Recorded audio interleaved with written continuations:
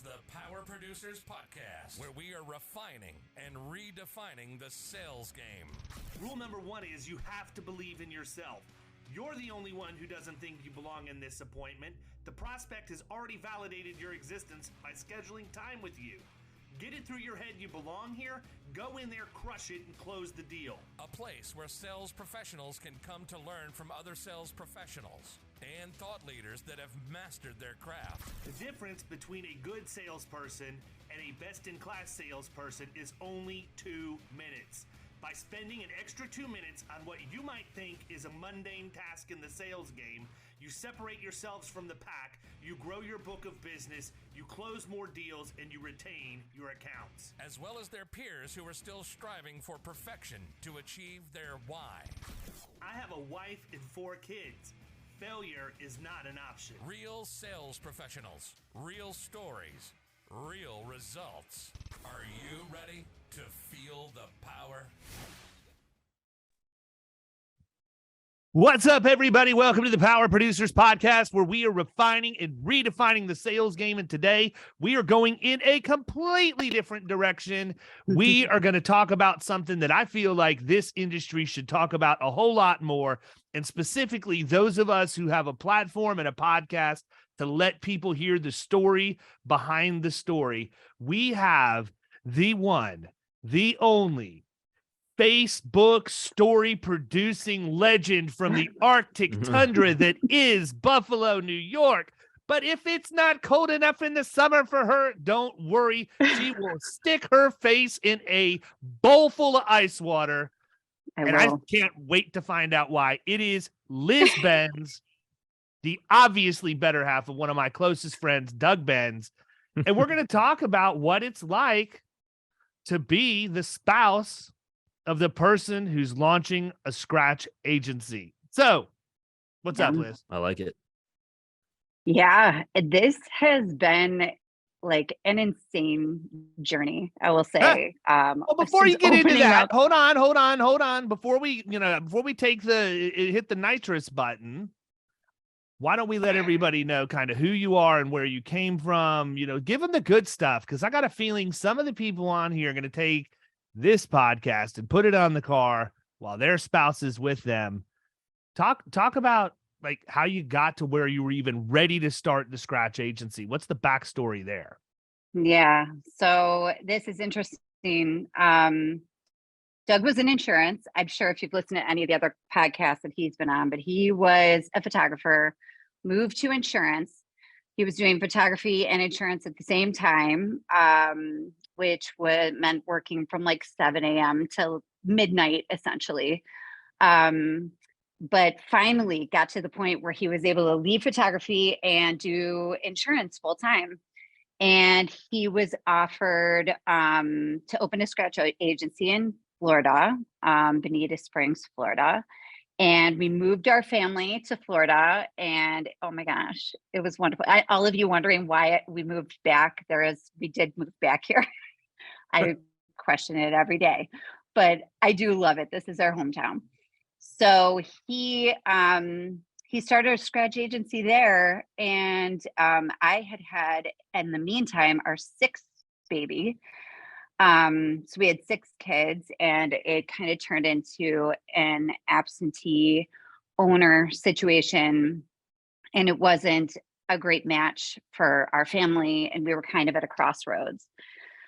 And Doug was like, I can't take it anymore. I gotta move on, and I think I want to do it on my own.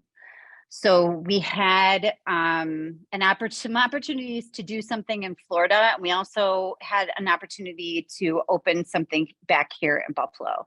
The difference is he would have taken on a partner. And at that point, he was not wanting to take on a partner. And all roads kind of led home. That in itself, guys, was a insane points, were just turning point in our life. I just want everyone to know we had 6 kids at the time. We had zero, like no backup. I was staying at home with the kids. I was literally like homeschooling the kids, staying at home with them. There was no backup. We were on the edge, like literally you're standing on the edge and there you're just like, this is it. We're going to jump and we're going to sink or we're going to swim. And we have nothing to lose, nothing, because we had zero income, absolutely nothing. And it was just like, if we decide to do this, then we're just, it's good. Everything is going to fall into place. Like just knowing, just having that total trust fall into this. So we, like I said, everything kind of worked out here where it was like things were opening up. It was easy. Things were happening. And we ended up moving back to Buffalo from Florida, where our family is. We started the agency. I was involved. We had our kids. We didn't even have a home at that point to live in. We moved here and we were staying with my parents for a month. We ended up moving into my sister's old house. She had bought another house. And, but we had a month where we were just like living with my parents, but actually living in our office that we were able to get, kind of miraculously, when I say everything worked out, it was just things happened that you wouldn't imagine happening. Just making that choice to be like, we're going to do this. We had a very good friend who offered us office space for a year, rent free. He's like, I want to see you guys succeed. It was free like is good. Unreal. What? I said free is good. Free is good. $3.99. Yeah. But hold on a second. Let's just stop for a second because I'm going to get into the nitty gritty here for 2 seconds. And I have the benefit of knowing you guys better than I know most people, or really other than Josh Gurley, anybody else that I'm going to have on the podcast. So here's what I do know. And I think it's really important that we talk about this stuff because everybody talks about how awesome it is now, but nobody ever talks about what it's like to get there. And you've talked about moving into it was your sister's house or was it Doug's sister's? Yeah. Okay. So this was my sister's house. Okay. Your sister's house with 6 kids. How many square feet was that house? That was a little over 1,200 square feet. Hold on. One more time. That is 200 square feet per kid. That doesn't even count a dog, Doug, and Liz. 1,200 square feet. This is what happens, though. This is the stuff that people need to hear. This is the stuff people are living right now and wondering, is it ever going to get any better? Or am I constantly going to be stuck in this absolute hell? I tell the story a lot of the time about, how when Annie and I got married, we didn't have anything. We had no money. We didn't have a dime to our name. And even our families, unless they listen to this podcast, will never know just exactly how much we sacrificed. But when we got married, we were wearing a grand total of $68 worth of wedding bands from eBay. I had a $9.99 tungsten wedding band, and she had God knows what, but it looked like it had enough bling. And she said, what am I going to do? What are people going to say? I'm like, nobody's stupid enough to tell you that your diamond looks fake. Just roll with it, own it, pretend like it's real. And when the day comes, the ring that I will buy you will be so much better than what I could give you now. It's not even funny. And all of that worked out. But nobody ever knows about the other part because people get weird. They don't want to talk about that when really that's the most motivating. So just to bring everybody up to speed, 6 it's the kids. Most motivating and probably the most relatable for a lot of people. Yeah. 100%. 6 kids, dog, married couple, 1,200 square feet, carry on. Yeah. I mean, and we are leaving in this beautiful home in Florida. We left everything behind, a pool, all these things. And we were like, left it to start this business. Moved into that house. We were on food stamps. We were like, whatever we have to do to get through this period in our life. And so to take that, to go from that, from it blows my mind right now where we are right now, but to be at that point where it's like, okay, we have to take the assistance. We have 6 kids. We need to feed them, and we're going to grow this business as fast as we effing can. So honestly, sorry guys, I didn't mean to drop the F, but we were on food stamps for that first, I would say year, for at least a year. And the amount of business that he was able to secure in that time really got us up on our feet. It doesn't mean that it got easier. It's like we were still pinching every single penny. There was no travel. And in hindsight, looking back, I think an important part of this is having a common goal. And we were talking about, being married to somebody in insurance.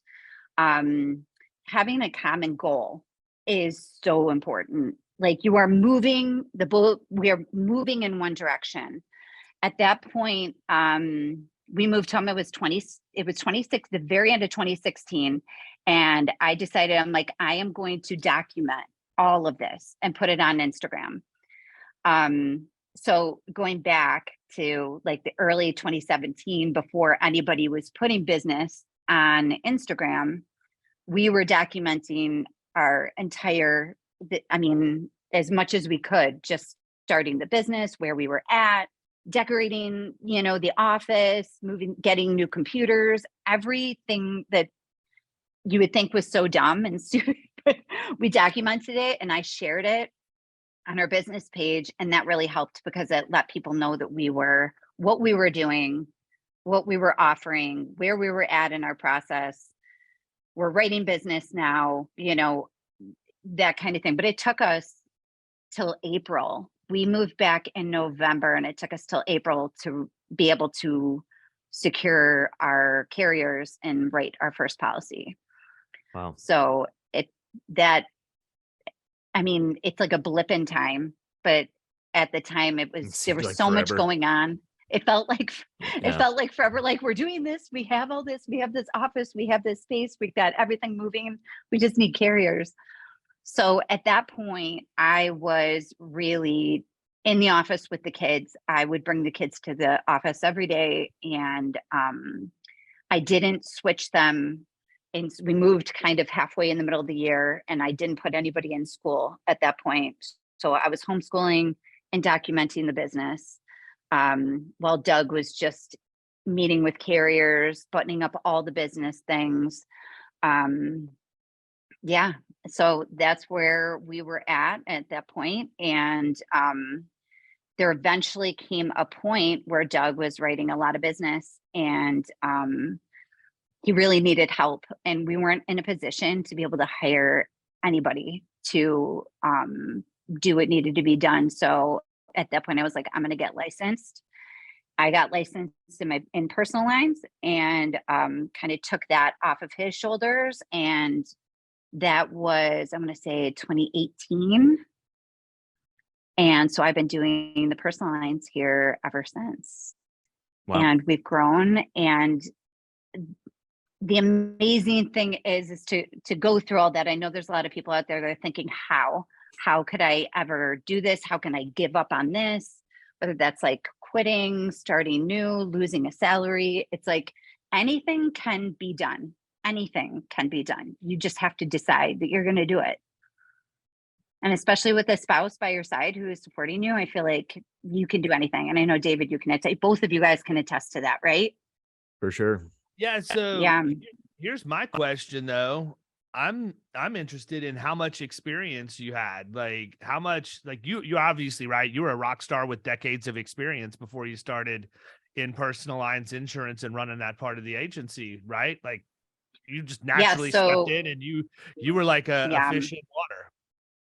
So honestly, it's like my background is art. So insurance was never anything that I thought I would be doing ever. Like, really, it's so it's wild to me now to think that I'm in this industry. I'm such like a right brain person. But I was helping him. A lot of it was just like listening to Doug. How I learned insurance was being in the office with him.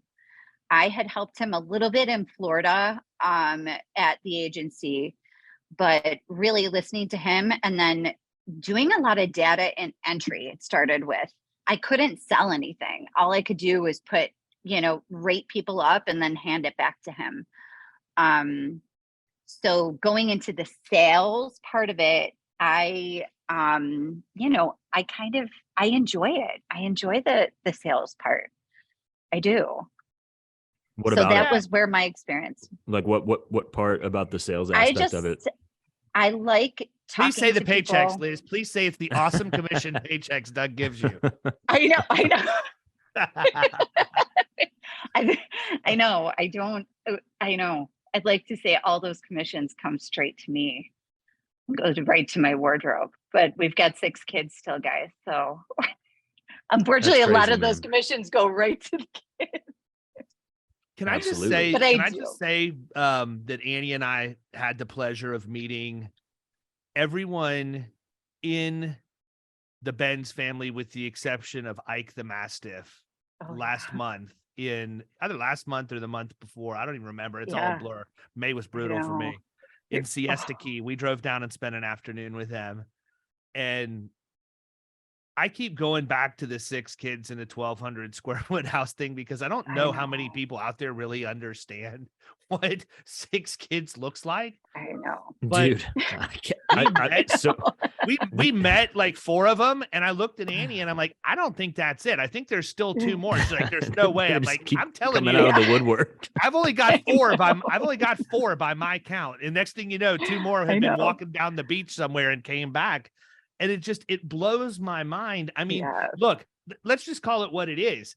I don't care if you got a 5,000 square foot house. If you're having to coordinate the schedule of 6 kids and care for them, and you're trying to launch a scratch agency, everything else considered, you know, let's say had a blank check for all the money you needed, and that wasn't an issue, and you had plenty of leads coming in and all of that. Just the fact you have to balance your family and the business is just insane. And it's incredible to me that the 2 of you have been able to navigate just the family piece of it. But when you see the family together and how they interact, you know, there's a lot, there's just so much that you can take from it.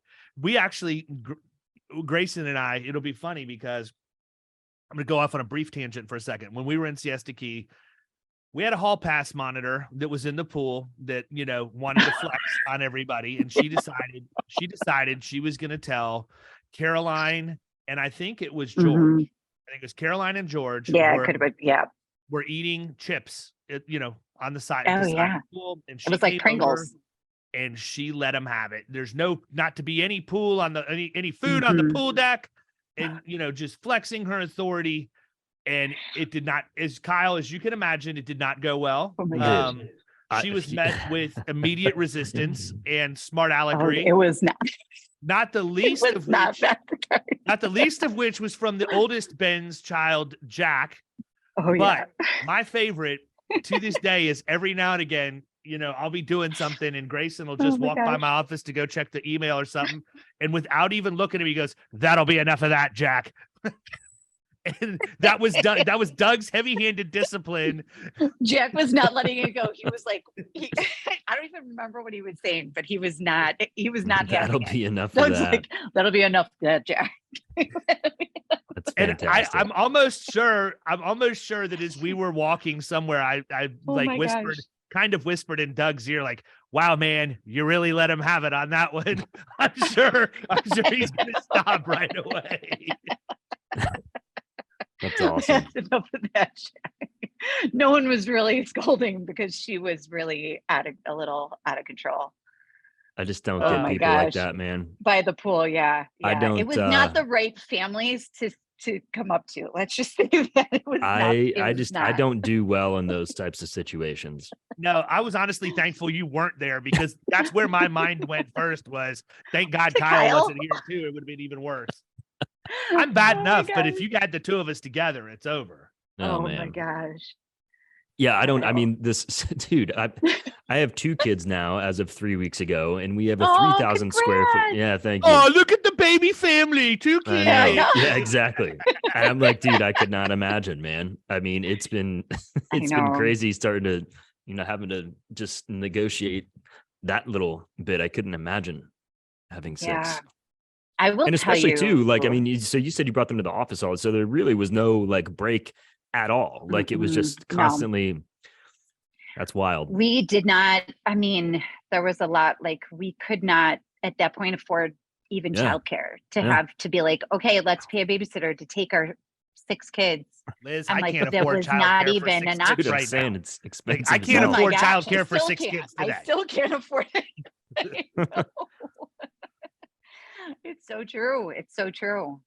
But they were really good. I will say, having the kids there and having them be able to watch us do that together, I look back on that now and be like, that's something that they were a part of. They witnessed, they saw, they have been through this with us, you know what I mean? Through this whole thing, to a point where it was like, I mean, we always kind of had this abundance mindset where it was like, no, we can't afford that. We can't afford that. It wasn't like that. It was just like, not yet.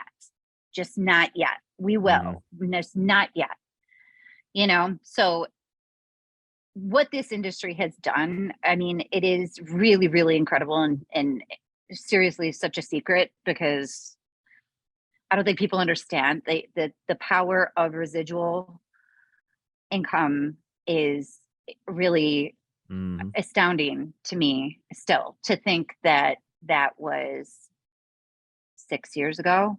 I mean, which is a blip in time, not that long ago. We're still like a baby agency, but it's amazing to, I don't know, have our kids along on that ride and see how far it has taken us. And like now, you know, we're in a nice, beautiful house in a beautiful neighborhood, and my kids to this day, they could care less that we lived in that 1,200 square foot house. They loved it. They never complained. When we moved, they were sad that we were moving to a bigger house. We're like, they could have done it. Me and Doug were like, we cannot live like this anymore. It's like our bedroom is like a New York City apartment. It was like just the bed, like a bed could fit in there. That was it. Couldn't fit a dresser in our bedroom. And we had 4 boys in the upstairs room, which was the master bedroom. So that's always amazes me that my kids like could care less. They were like, we don't care. They were happy. They have like these fond memories of like sharing a bedroom with each other. It was really us that couldn't take it anymore. So yeah, it didn't get better immediately, because you went from 1,200 square feet to what? Where did you go? Because like now you're in a really cool house. By the way, Kyle, you're in a house that was actually on a season of MTV Real World, right? Or no, was it Real World or was it something else? Yeah, so there was this sorority life and fraternity life that ran for like, I don't know, 6 or 7 years. So anyway, they filmed Sorority Life 2002 season 2 in our house was where the sorority girls lived.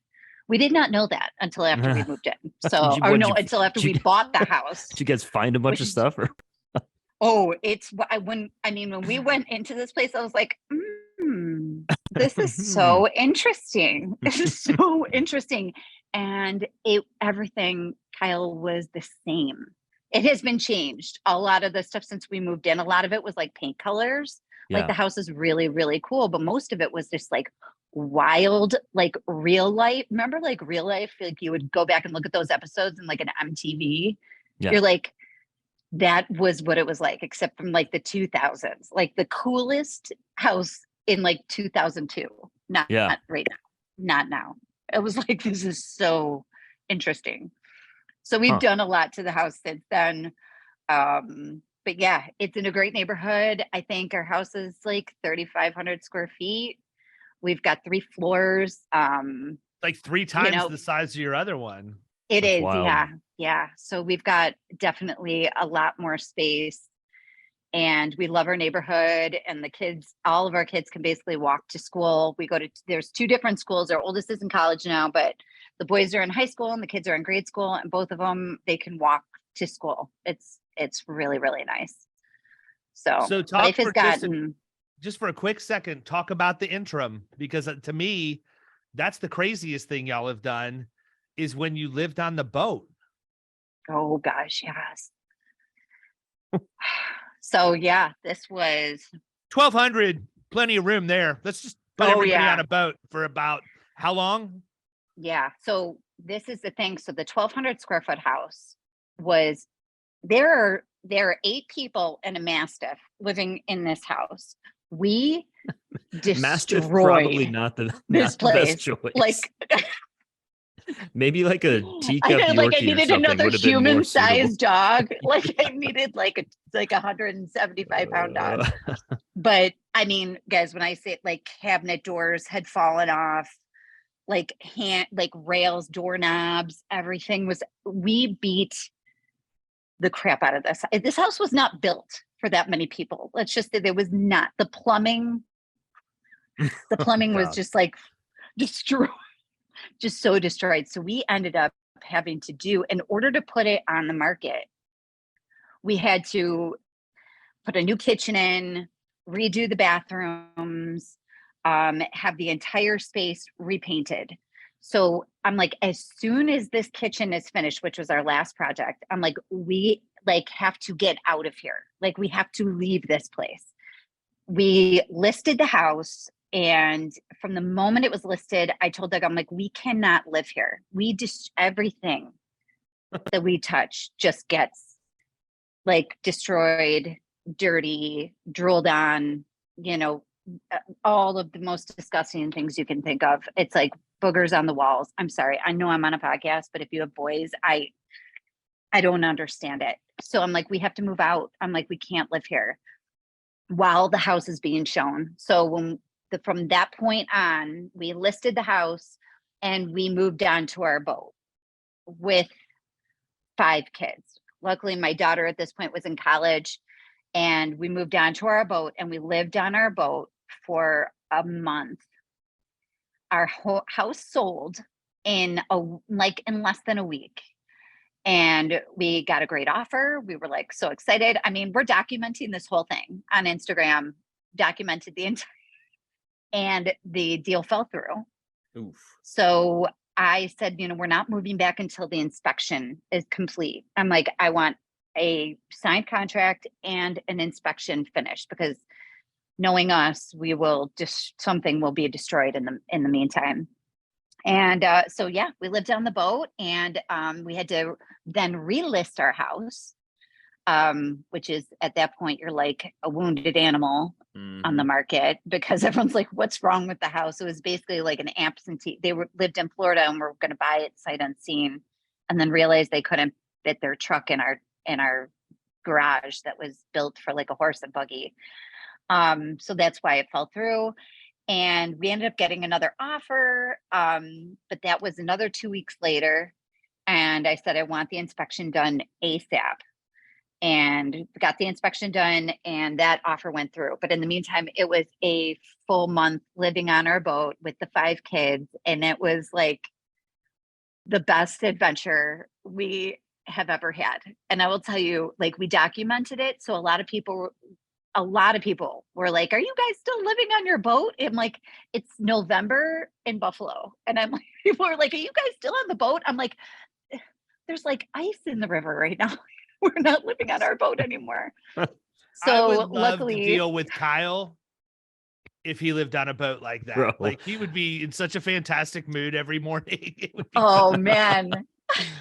Kyle, you would love it. Would you love it? Yeah, I mean, listen, boats are cool and all that, but I'm good for a few hours and then I want to be off. Done. Oh yeah, Kyle, I remember. Yeah. No fishing. I'd rather just hang out. Yeah, I'd rather just hang out at the pool and drink. Yeah. And not be there on the you boat. go. Be near the water. You don't have to be on the water. Be near the water. That's just give me something. Give me something wet. Right. Yeah. There is like magic though, like living on a boat, getting those kids up for school every morning. At that point, it was sorry guys. At that point, it was wait, so would you guys just float around, or were you like docked? No, we were just in the dock. Yeah, just in our dock. That was it. And we would take rides every night and do sunset rides. And we absolutely, it was a magical time. I think I gained 20 pounds because we were eating like McDonald's and taking out pizza every night.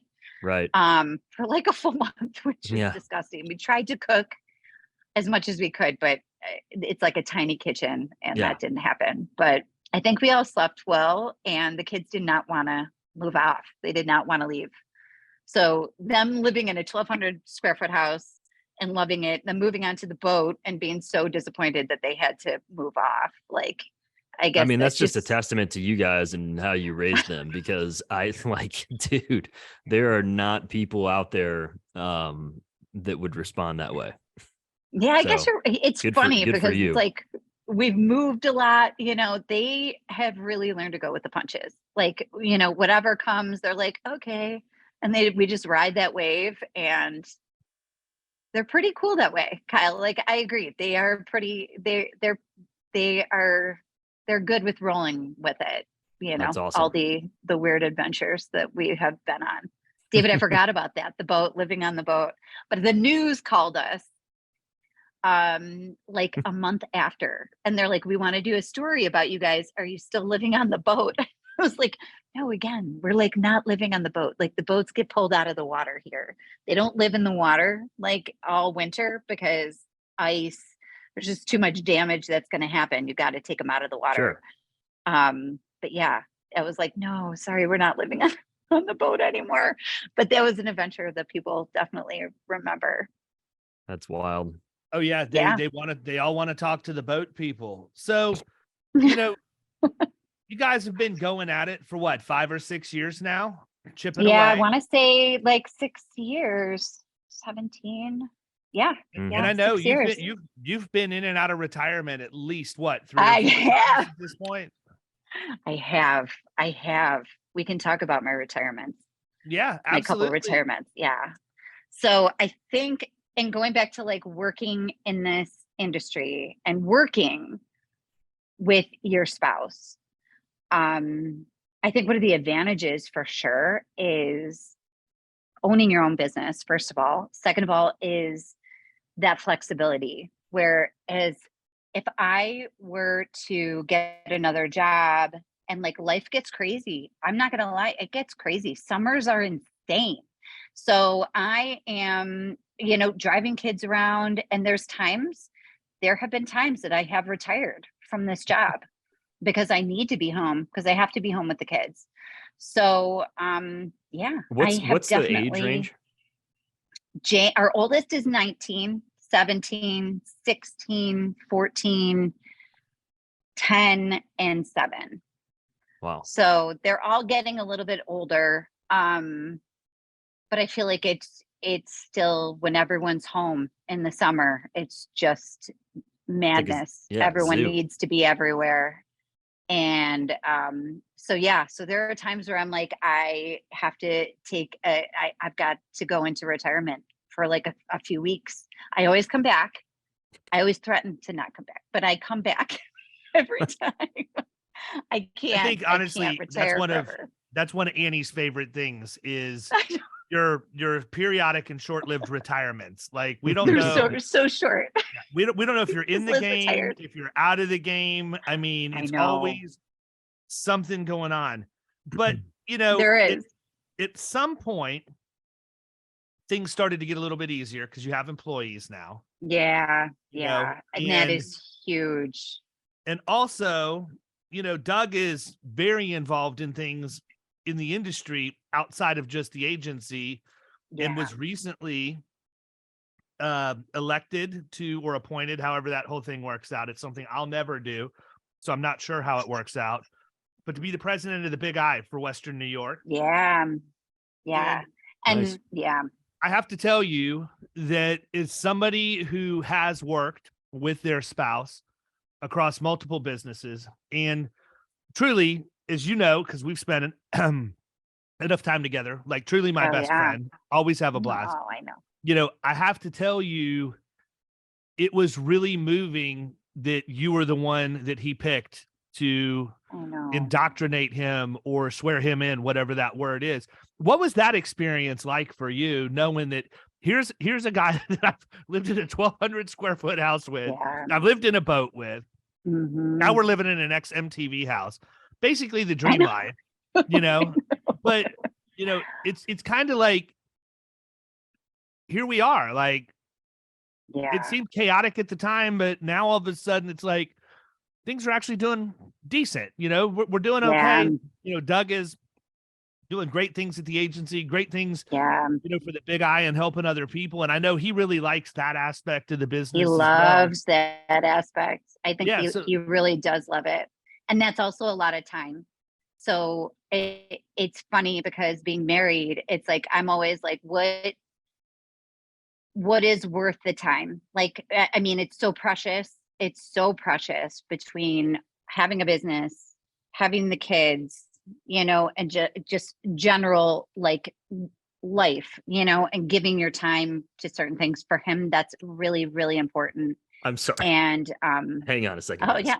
Are you seriously literally eating a freaking Slim Jim right now? I literally just snapped into a Slim Jim. Dude, what are you, my dad? I didn't think people ate those anymore. I feel like this, I mean, my kids love them, David. They're so good. There's just the right amount of salt and protein. It's just what you need to get through a podcast. I mean, I'm fairly certain that these are out of date at this point, but somebody sent these to me and I set them under the side of my desk and I ate them when they first came in. And then if you understand how my desk works, it just grows vertically, like because I keep stacking stuff on top of it. Oh, yeah. So it got covered. There's no way they're as old as the Girl That Scout was like cookies. a treasure. That was a hidden treasure, Kyle. When Rough Notes came in to take the pictures of the agency for the cover and the article, I cleaned my entire desk off and I found them again, which is fantastic. Congratulations. I love it. I love the picture. Here's another oft forgotten about thing. Oh wow, that is off. Are we dipping into that right now? This is probably should. This is a bottle of homemade bacon infused bourbon that I made back when we had our ribbon cutting in 2018. Wow. Yeah. Still sitting in my office, aged to perfection as far as I'm concerned. Nice smoky bacon flavor. Oh yeah. It's gotta be. And I can remember me and that Kyle baby's being 5 here years old now. Me and Kyle been here till about 7:00 one night working At on least. a massive account. Just taking pulls. Mm-hmm. Just ripping it to get through the night. Good times. That's good. How many bottles did you make? A bunch. I make it all the time at this point. Oh man. I'll make sure you guys get some. Okay, we'll come to you. Oh, that'll work. We'll swing by. Makes grab it easier some. to get it to you. Yeah, that's right. So anyhow, may not make it home. Sorry for the derailing in a very no, there's no derailing. We're having tender moment of the here. conversation. Yeah, tender moment of the conversation. I feel like it's probably what your house is like, though. You know, you can my gosh, constant, nonstop. Everybody coming at just a billion voices coming at you. I need this. I'm going here. I need a Slim Jim. You know. I hope you have them. I gotta keep those in my car. Like they don't last in my house. My kids are just like kill. It's just one of those things. I seriously don't know when the last time I had one of those. Look what I got in the mail today, man. I love it. And not to mention, did I get this? But I got like 50 of them, so I've got plenty for you to give to your give to the big cat and whoever else would want to. Sweet, definitely. Oh my gosh! I was trying to see, like when you sent, or I saw it on Facebook or whatever, and I was just like, okay, which picture are they going to use? Because we were all just like crying because it was the glare was so immense where we were standing that it was like I was like sitting here like dripping tears down my face the entire time we were there. It was bad. Gosh, I don't know what that was all about, man. I hope it was quick because I'm sure it was pretty hot too. It was hot, but it wasn't that bad at that point in the day yet. But it was just like it was just we couldn't open our eyes. It was crazy, but it turned out pretty good, I thought. Yeah, I did. I love the color coordinating. I thought the article was good. I thought the whole experience was definitely good. I was happy with it. Yeah. Not that Rough Notes needs my approval for what they want to write about the agency. I mean, they've got like 50 years of experience doing this before they walked into my life. Yeah. But you know, here's what I would ask you, Liz. I mean, obviously we've sort of laughed about it, but the struggle of opening a scratch agency is not for the faint of heart, number one. Oh, And it is not. And it's certainly not something that's very easy out there. And, you know, Right. I think that if you try and do it and you don't have a good relationship at home, you know, it could very quickly ruin a marriage too. You know, not that I want to get into I absolutely. It's like if you're looking to work with your spouse or go through, like you have to know what you have been through together already and what you can, how much you can take. And like I said, it comes back to common goals and your marriage at home, because honestly, it's like, you know, that couple that wants to have a baby and they think the baby is going to like fix their marriage, you know, like and the it's worst like, thing that no, can possibly happen. it's like first, right? It's like, oh, this will fix everything. It's like, no, because everything that is wrong with your marriage is going to be amplified. Do you know what I mean? It's like, Yeah, so no. you have to be prepared to be in those situations and know how to handle it and not let it get to that point. You know what I mean? It's like, I think Doug and I mean, we've been through so much together. There was not a question in my mind, like, we can't do this. What I hear a lot from people is like, oh, if I worked with my wife, we would be divorced, you know, we would never make it. But, you know, for us, a lot of it was necessity, but a lot of it was like, we had the common goal. Like we're doing this. We're doing this for our family. We're doing this for a better future. We're doing this, you know, to build something. We're doing this to leave something for our children. We're doing this so we can give them the best life. Everything was so clear. There wasn't like a question, why are we doing this?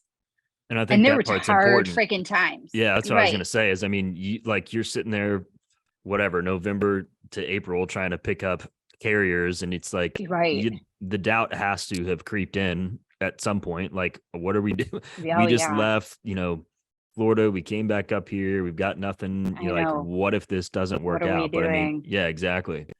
And that's where it's like so important for like the spouse, for someone else to carry that vision. If if I'm questioning it, it's always him. It would always be him being like, no, this is what we're doing. We're doing this because of this, and ground me. You know what I mean? And there were times where it's like, I had to come in and like ground him and be like, it's okay. We're going to get through this.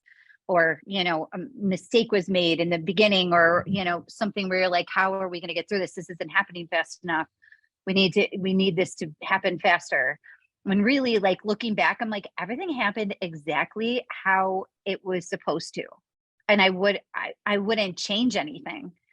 You know, is it always like, yeah, you're always striving to be better. You're always striving to be more and, you know, grow. You know, growth is always on the table no matter what. It's like, we've come to this point. It's like, it's not like you're like, stop. Okay, great. We're good.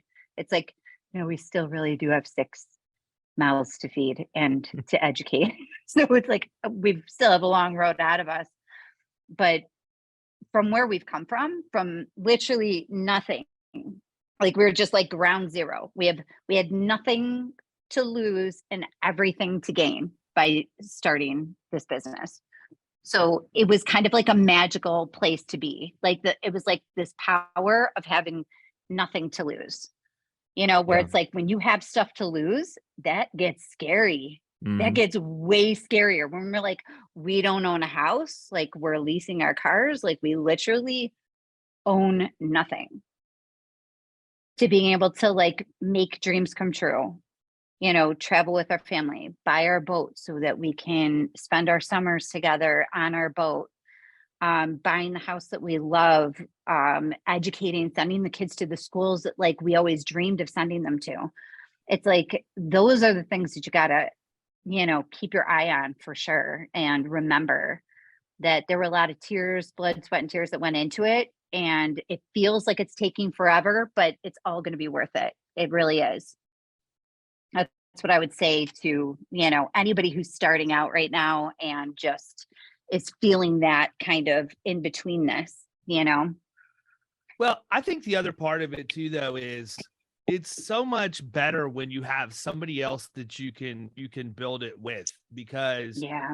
you know, in our situation, while Andrea and I may not be in the agency day to day building the agency, it is certainly much easier for me to build it with her support 100%. Yeah. And I think, I've heard stories, I've heard stories from Doug about how you push him and how, how you I don't want to say force, because that sounds like it's really aggressive, but how you sort of push him maybe a little bit out of his comfort zone, which, all of us have a comfort zone. But I remember he told a story about a time where y'all were driving through Albany, and you followed Ryan Hanley on his podcast, or you were somewhere. I don't tell that story for a second, because then I'm going to follow it up with the story of how I actually met you guys originally. Yes. Oh my gosh. Yes. So we were, at that point, I was, social media, I was like the social media person. And I found Ryan on through Instagram. He was with Agency Nation at the time, and he was just putting out content like crazy, just constant. So I had been following him for a while. He had an appointment in New York City with a client that he had just signed. He was like, great. He's like, you know what, let's make a trip of this. Let's go to New York. We can spend the week. This was like our first trip away from the kids, which is kind of like business. Because we couldn't take trips at that point, but because it was like business, I think we split the kids up in 5 different homes and made it work. But I knew we were going, and I said, listen, I was like, this guy, Ryan Hanley, he lives in around Albany. I was like, I'm going to write him a message, see if he wants to meet up with us, maybe on our way to New York. And Doug's like, okay. He's like, yeah. He's like, who's Ryan Hanley? I'm like, he's like the Gary Vaynerchuk of insurance. He just puts out content all the time. So he's like, okay, I bet he can deadlift more than Gary Vaynerchuk. I know. Heck yeah, I just saw that. Good job, Ryan, if you're listening. So we end up meeting Ryan. We went to a little restaurant cafe right close to where he lived, outside of Albany, near Troy, New York. And we sat there for 2.5 hours with Ryan. It was really, really cool. He took a selfie of us and made a post about us. And that was our first experience, really. I was like, to meet, Ryan and kind of get kind of introduced into different things that were happening. And at that point, it was I think maybe 6 months later, we joined IAOA, which was, I believe, still kind of new at the time. There weren't a ton of members. And it just kind of was our first plug, and that's how we ended up going to the concert. To the conference, the IAOA conference. We could not go the first year or the year before. We financially, we couldn't do it. So David, that was where we met you in San Diego, 2019. That conference was where we met. San Diego. Yes, it was. And here's the irony of all of this. At that point, my agency was turning 4. It was going to turn 4 that summer. And I really had not put myself out to speak or talk at anything. And I just happened to have a conversation with Nick Ayers about something one time. And he said, you know what? We need to get you in front of people. They need to hear what you have to say. And up until that point, I had always told I always told Andrea, I said, we're in this catch-22 because I know I can achieve so much more than what I'm doing right now, but I can't because I'm kind of handcuffed because we were building the agency in a very slow and prudent manner, so to speak. I was just through my non-compete removed by about a year or whatever, but she traveled so much for work. Annie was gone 2.5 months or 2.5 weeks out of every month for the most part, traveling all over the place. And I told her, I said, if you could ever just stop the travel so that you could at least let me, just focus on what I'm doing. Because the issue was becoming, she would travel because she was the breadwinner, and obviously we wanted her to, we needed her to. I mean, it's not even we wanted her, we didn't want her, we needed her to. And I was basically running a kid taxi. I had 4 kids at 4 different schools. So every morning I had a loop, every afternoon I had a loop. And if I was lucky, I got to work 6 hours.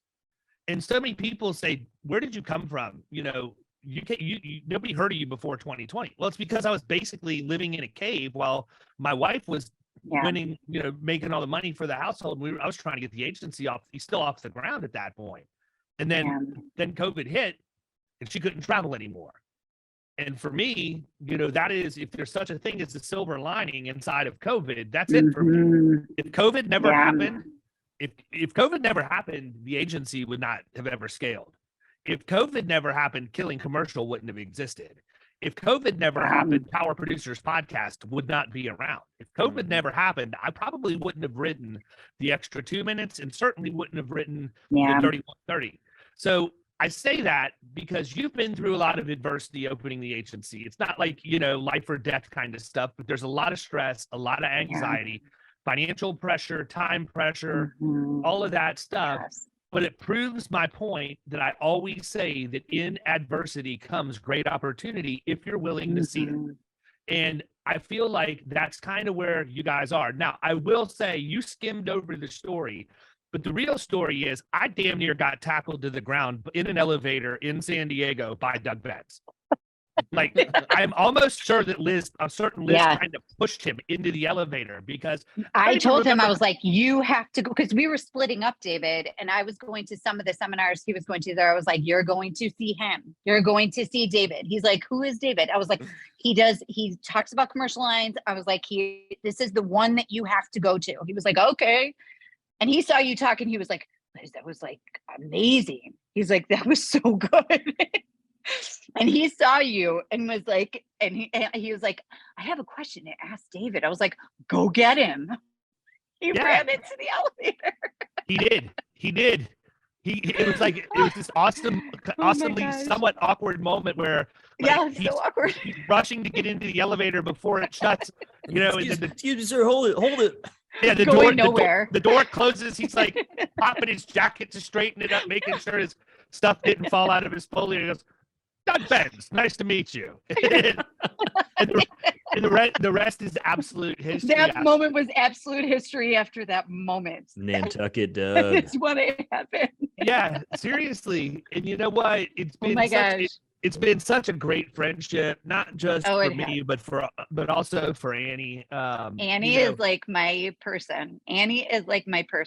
Love you, Annie. If you ever listen to this, I love you. Oh, she'll listen to it. But usually when we have our kids all in the car and we're headed somewhere, because that's the only time I ever listen to our own podcast. Then they all get irritated at me because I get disgusted when I can't hear what we're actually saying because everybody's fighting in the back seat or whatever. So never stops. Yep. But no, I mean, I would say this. As we wrap up, what's the one piece of advice? Like, or you can give more than one, but what would you say the one piece of advice maybe that somebody gave you either when you were starting this or you were in the middle of it that helped you sort of see the light at the end of the tunnel and get through it that you would want to pass on to somebody else that's going through maybe some of the same stuff? Because the one thing I know beyond a shadow of a doubt, with 25,000 people listening to this, there's people who need to hear that advice. Yeah, that's a really good question. That's a really bit of a podcaster, Liz. I ask the tough questions. Yeah, you do. Like I would say really, it's like,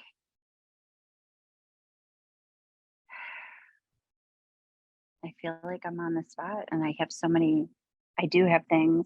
I would say like, the sky is the limit. And I know that sounds so generic, but like, when you're thinking about doing something like this, it's like,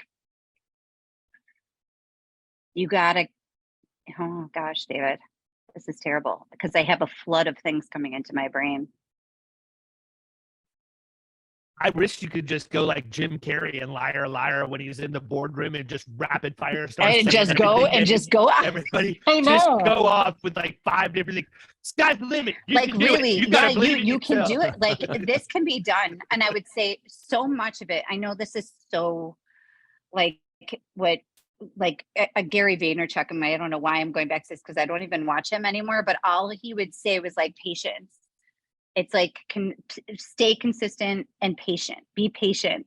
If I could go back to myself, I would have saved like probably both of us like a lot of like disappointment and not savoring like the moment that you're in. Like I look back at those moments that made this, and even going through those moments with you, David, it's like, okay, moving, we did it. On food stamps, we did it. Finally able to buy food, we did it. Finally able to buy, the 1,200 square foot home, we did it. Buy a boat, we did it. Buy the home, we did it. But remember, you never really arrive. So the process, and try to enjoy that process. And if you can, like I would say, like really try to document it as much as you can, because when you look back, you can see how far you've come, really. And it's like going back to those moments that brought you to where you are right now. You're not going to be in the same place next year. You're in a completely different place than you were last year. But enjoying those moments, enjoying the process, and trying to find the joy in those. In sometimes it's scary. Sometimes it doesn't feel like enough. Sometimes it feels like you absolutely, can't go on anymore. But tomorrow's another day, and you just keep going. And it's 1,000% worth it. So it's all in the process. All those moments add up to where you are now. I like it. I agree. I don't know, guys, if that's the end, but I feel like that is such a huge part of it is, and David, I know you guys, I'm sure, have your own stories in the process, but being able to go through those and like even document now. And David, you've been documenting. Kyle, you're really good. You've got all these podcasts, like 2 kids now. It's like, my gosh, where were you a year ago? Yeah. It's like life changes so fast. So just remember, it's sure. like you're 100%. never stuck in one place. And then luckily in this business. Yeah, I think the one thing that I would say is, enjoy the journey. Stop, breathe. It's okay. We've all been there before. Yeah. Find a support structure that's going to be able to support you as you go through the process. Yes, it's great if you have someone, a spouse or someone that's championing you in your family, or that's a close friend that's in the agency, but find people outside that you can draw off of their experiences, that you can, truthfully build a good enough relationship with, that you can be vulnerable regardless of what stage of life you're in, right, on the things that you're dealing with. And then most importantly to me, have an idea of where you want to try and be at some point, but don't try and get there tomorrow. Like you can't look at somebody who's been in business for 20 years that runs a $10 million agency and expect to get there tomorrow. And I think that human beings are naturally inclined to do that, which is why you always hear people like Dave Ramsey say, part of the reason we have issues with debt in the U.S. today is because kids are trying to achieve everything their parents achieved in 50 years, but they want to do it in their 20s. Same thing translates directly over to our industry. But trying to accomplish what took other agency principals a lifetime to achieve, thinking you're just going to walk in and be able to do it. Know that you want to get there, but enjoy the process. And I think that many of us look back and we reflect on the process, we reminisce on the process, but we don't ever enjoy it while we're there. And I think that's one of the biggest differences is when you hear people say, embrace the suck, embrace the grind, whatever it is, know that this is building this, you're laying the foundation for something much, much larger down the road. Yes. So, all right. Well, listen, we've been going for an hour and we need to wrap up because I've got another one right after this. So thank you so much for coming on. I cannot Thank you for having me. That was so fun. Cannot wait to turn you into a cartoon. You are going to be the greatest cartoon ever. It's coming. I can't wait. I cannot wait. haven't figured out exactly what I'm going to do with it yet, but I know. it may involve a boat, a mastiff, and 6 kids. Like that's a fun. That's like set up for some sort of a joke. Yeah. I know. That's awesome. Well, Annie has lots of pictures of me, so you can just steal one off of her phone. 100%. Absolutely. So thanks for taking time out of your schedule today. We really enjoyed it. We will catch you guys it was soon. so fun. Thank you, Kyle. Thanks, David. Absolutely. Bye, we love you guys. Keep plugging. Love you See ya. too. See ya. Bye-bye. Bye.